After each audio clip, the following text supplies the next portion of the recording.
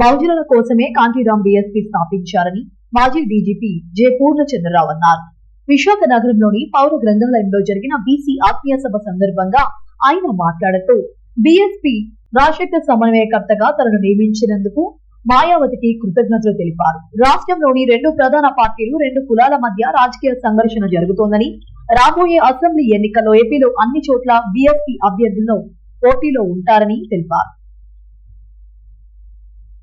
రాష్ట్రంలో బహుజన్ సమాజ్ పార్టీ రాష్ట్ర కోఆర్డినేటర్గా నేను నియమితులైనందుకు, నన్ను నియమించినందుకు బెహంజీ కుమారి మాయావతి గారికి నా ధన్యవాదాలు తెలియజేస్తున్నాను.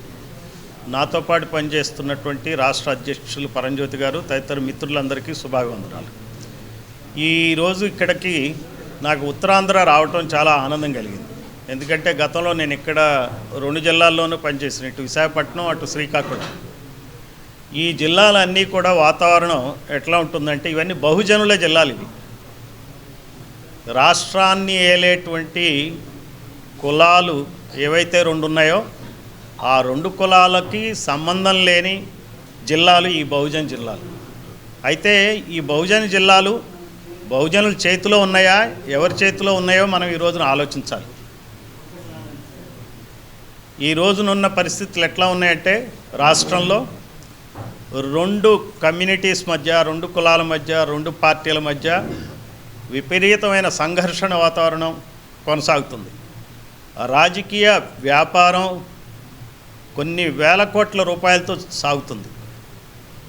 ఆంధ్రప్రదేశ్ రాజకీయాలు చాలా పనికిమాలిన రాజకీయాలుగా తయారైనాయి.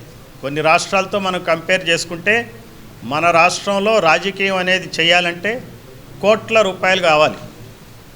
ఇక్కడ కోట్లు ఇచ్చి ఓట్లు కొనుక్కుని రాజకీయాలు చేస్తున్నారు. ఇక్కడ ధనవంతులే రాజకీయాల్లో ఉండగలరు, ధనవంతులైన కులాలే ఉండగలవు. ఇక్కడ ఈ రాష్ట్రంలో జరుగుతున్న అరాచకమైన పరిస్థితి ఏంటంటే, అప్రజాస్వామికమైన పరిస్థితి ఏంటంటే, ఇక్కడ ఉన్నది democracy is for the cast, by the cast, of the cast. ఇది కులం కోసం ప్రజాస్వామ్యం, కులం చేత ప్రజాస్వామ్యం, కులాల యొక్క ప్రజాస్వామ్యం. అంటే ఇది ప్రజాస్వామ్యమా కులస్వామ్యమా మనం ఆలోచించాలి. ఎందుకంటే ఇది ముఖ్యంగా ఈ కులస్వామ్య పద్ధతుల్లో పరిపాలన సాగటం వలన బాగా వెనకబడినటువంటి ప్రాంతమైనటువంటి బహుజనులు మన విశాఖపట్నం, విజయనగరం, శ్రీకాకుళం, ఉత్తరాంధ్ర మరింత ప్రమాదంలోకి నెట్టివేయబడింది. మనం ఈరోజు వైజాగ్ సిటీ కానీ తదితర ప్రాంతాలు కానీ చూస్తుంటే ఇక్కడ లేని కులాల వాళ్ళ పెత్తనంతో ఈ ప్రాంతం ఎంత అల్లకొల్లం అవుతుందో మనం చూస్తూనే ఉన్నాం. ఈ 2 కులాలు 2 పార్టీల చేతుల్లోనే మొత్తం ప్రభుత్వ వ్యవస్థ అంతా నడుస్తూ ఉంది, మీడియా వ్యవస్థ అంతా నడుస్తుంది, వ్యాపారాలన్నీ నడుస్తున్నాయి, భూములన్నీ వీళ్ళ చేతుల్లోనే ఉన్నాయి. మిగిలిందంతా ఏముందా అంటే చిన్న చిన్న ఉద్యోగాలు, క్లాస్ 4 ఉద్యోగాలు, ప్రైవేట్ ఎంప్లాయ్మెంట్లో కూడా క్లాస్ 4 ఇస్తారు ఇక్కడ బహుజనులకు. అంతేగాని అక్కడ మేనేజ్మెంట్ సీట్లో కూర్చునేది మాత్రం ఆ పై కులాల వాళ్ళే. మన రాష్ట్ర అసెంబ్లీని తీసుకుంటే మొత్తం మన అసెంబ్లీలో రెడ్లు 50 మంది ఎమ్మెల్యేలు ఉన్నారు, 17 మంది కమ్మాస్ ఉన్నారు. అంటే 67 మంది ఎమ్మెల్యేలు, 175 ఎమ్మెల్యేల్లో 67 మంది 2 కులాలకు చెందిన వాళ్ళే. వాళ్ళ జనాభా శాతం 10-11% కన్నా మించి ఉండదు. వారి జనాభా మా యాదవ్ సోదరులు ఉన్నారు, గౌడ్ సోదరులు ఉన్నారు, వాళ్ళకన్నా మించలేదు. కానీ మా యాదవ్ సోదరులకు కానీ గౌడ్ సోదరులకు కానీ ఉన్న సీట్లు 10-15, వీళ్ళకి 70 సీట్లు. అలానే ఎస్సీ సోదరులు 18% ఉన్నారు. 18% కూడా 29 సీట్లలో వాళ్ళని కుక్కేస్తున్నారు. వేరే సీట్లో పోటీ చేయడానికి వీల్లేని పరిస్థితి క్రియేట్ చేస్తున్నారు. ఎస్టీ సోదరులు దాదాపుగా 6-7% ఉన్నారు. ఈ 2 కులాల కన్నా ఎక్కువే ఉన్నారు, కానీ వాళ్ళని 7 సీట్లకే పరిమితం చేస్తున్నారు.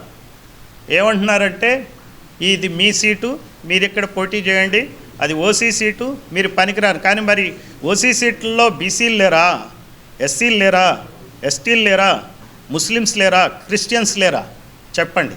అంటే ఇవి రిజర్వేషన్స్ బీసీలకి, ఎస్సీలకి, ఎస్టీలకి ఇవ్వాల ఈ వ్యవస్థ.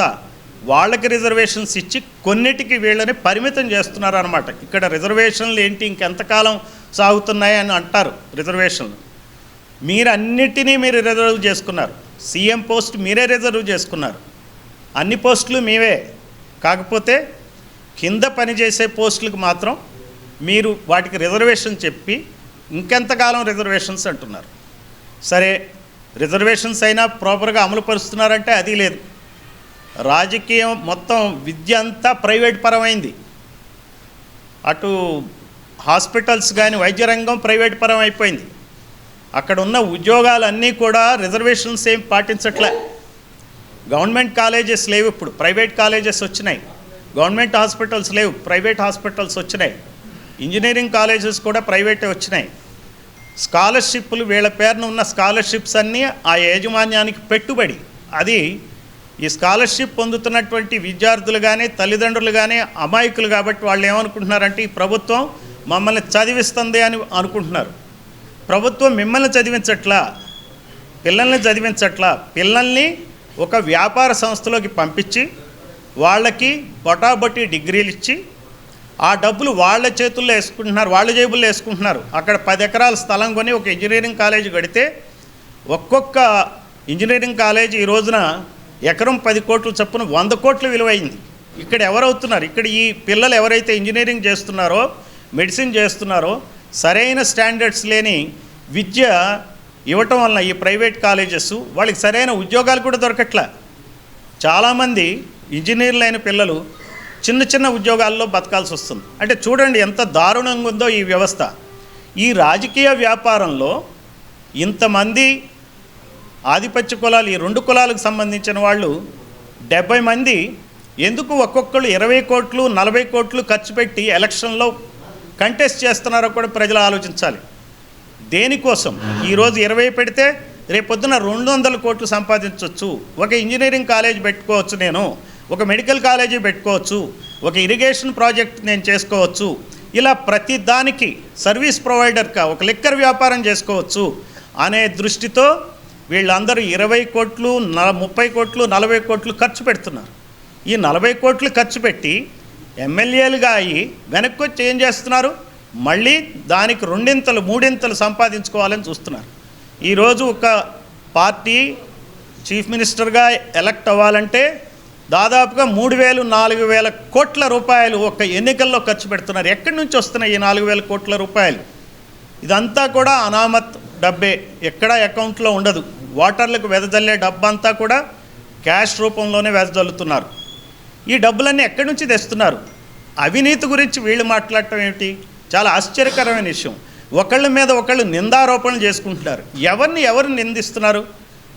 ప్రజలకి ఒక రకమైన చిత్రమైన పరిస్థితి క్రియేట్ చేశారు. వీళ్ళిద్దరూ కొట్టుకోవడం వలన ఈ 2 వర్గాలు, 2 పార్టీలు, 2 కులాలు కొట్టుకోవటం వలన ప్రజలు 2 శిబిరాలుగా మారిపోయారు.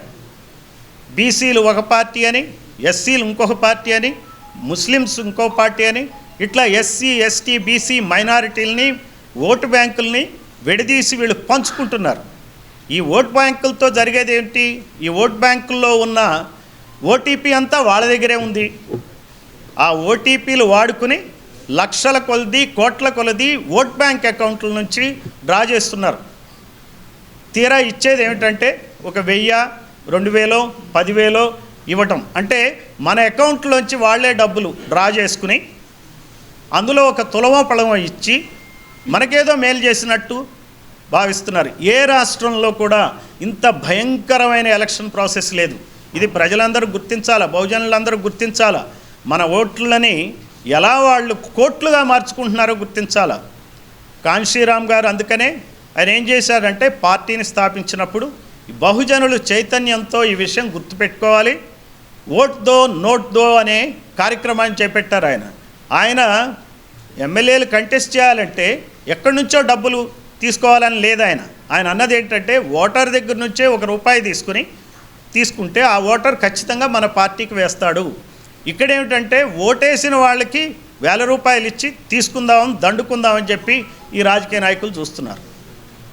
సో అదే కాకుండా ఈ పార్టీ ఎట్లా పనిచేస్తుందో బహుజన్ సమాజ్ పార్టీ కూడా మీకు చెప్పాలనుకుంటున్నా. ఎటువంటి కార్పొరేట్ ఫండింగ్ లేని పార్టీ, ఎలక్టోరల్ బాండ్స్ తీసుకొని ఏకైక పార్టీ బహుజన్ సమాజ్ పార్టీ. అందుకే నాకు నచ్చింది, ఈ పార్టీలో ఉన్న పద్ధతులు నచ్చాయి. ఈ పార్టీలో